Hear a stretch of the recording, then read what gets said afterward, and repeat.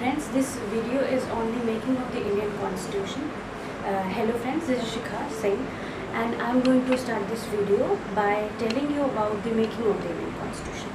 Basically, the Indian Constitution started from 1934. That was the idea given by the M.N. Rao, who was the pioneer or communist that time. And this idea was officially accepted in the 1935 by the Indian National Congress.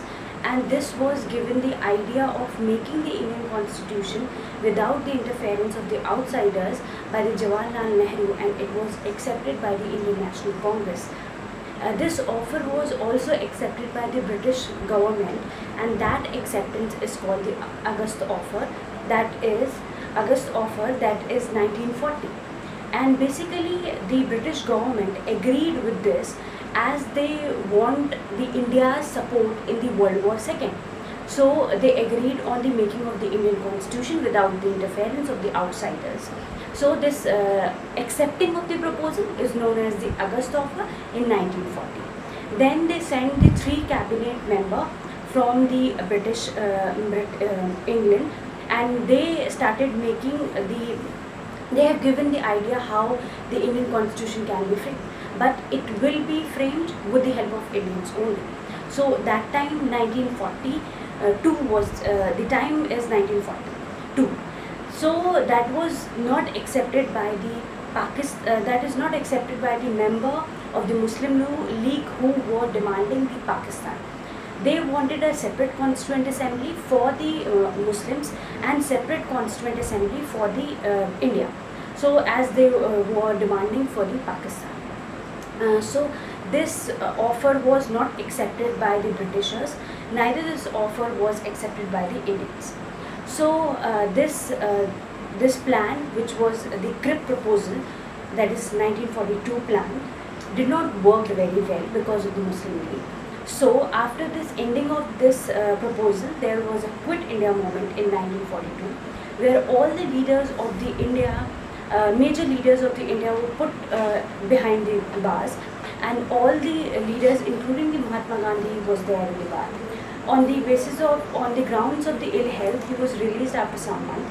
But as you know, without a leader, there is no struggle movement which can be put forward by the strugglers. So this is the basic history of the making of the Indian Constitution.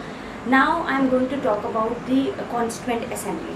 The Constituent Assembly was basically divided into two, that is elected member and the nominated member. There was total of the 389 members. Out of that, 296 members were from the British India. That British India was India only, and the other 93 seats were given to the provincial states, which was under the rulers at that time.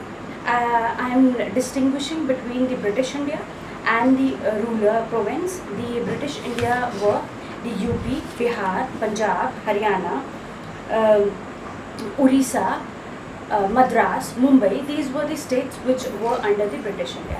And some were these provincial states, that is Bikaner, Ajmer, or British Balochistan at that point of time. So these are the provincial states. And these elections or the Constituent Assembly will be based on the population only. Right now, that is 1 seat for the 1 million population. So, and this will be based on the adult franchising only. The election will be based on the adult franchising, and the differentiation of these seats were made on the basis of the caste religion only, that is Muslim. Some seats were given to the Muslim, some to the Sikhs, and the left were given to the others, that is not named as a Hindu. Now we are coming to the Constituent Assembly, working of the Constituent Assembly. That was the working officially started on the 9th December 1946. On that meeting, all the members of the Muslim League and members of the Indian National Congress and the members of the provincial states were called. But the provincial state members and the Muslim League did not appear for that particular meeting, so that could not be held as it was thought. So on that particular meeting, Satyendranath Sinha, Sachidanand Nand Sinha was appointed as the interim president. Interim means temporary president. He was appointed for that period of time. And after that, the second meeting was held on 11 December, the same year, 1946. And that time the the permanent president was appointed, that is Rajendra Prasad. And after this Constituent Assembly, Rajendra Prasad was also made a president of India. And the vice president was also appointed, that is H.M. Mukherjee. The advisor of the Constituent Assembly was also appointed, that is B.N. Rao. And the working of the constitution began.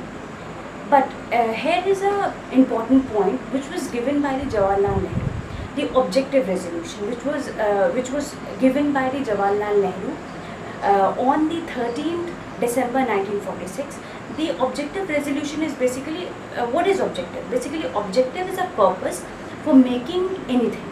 Or now we are making the constitution, so there is an objective for making a constitution. We have certain purpose for making the constitution of India. So these are the 8 points laid down by the Jawaharlal Nehru, so that the Constituent Assembly could work on these 8 points. And all these 8 points are roughly summarized in the Preamble of India, which is now the Preamble of India. And these points were discussed by the Constituent Assembly and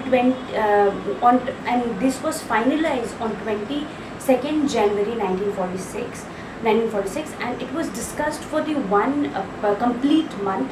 So and decision was made that this will be the part of the objective of the making of the Indian Constitution. Friends, I am summarizing this my making of the Indian Constitution over here only. After this, I will make one more video on the making of the Indian Constitution. Thank you for watching.